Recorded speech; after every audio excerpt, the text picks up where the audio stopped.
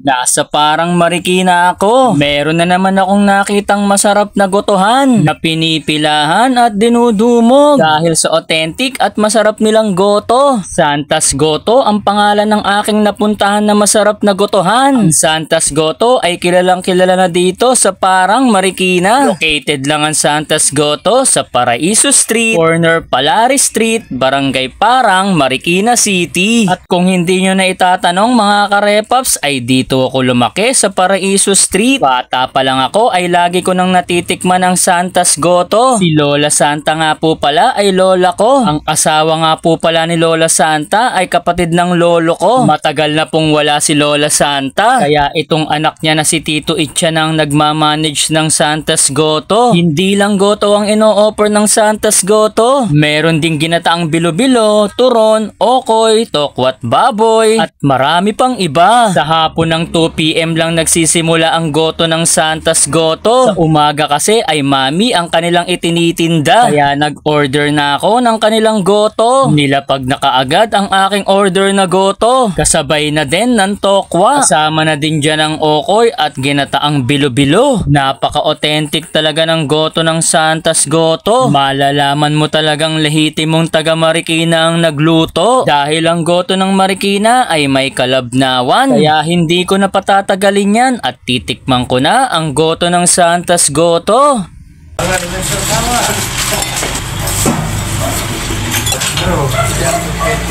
Wala pa din pagbabago ang goto ng Santas Goto. Simula ng bata pa ako at hanggang sa ngayon ay masarap pa rin ang goto ng Santas Goto. At itong ginataang bilo-bilo nila ay pagkasarap-sarap pa rin. Iba talaga sa pakiramdam kapag natikman mo ulit yung kinakain mo nung bata ka pa. O paano dito ko natatapusin ang food vlog ko? Paki-follow na din ako at paki-like and share ng aking video. Marami pong salamat. Ingat!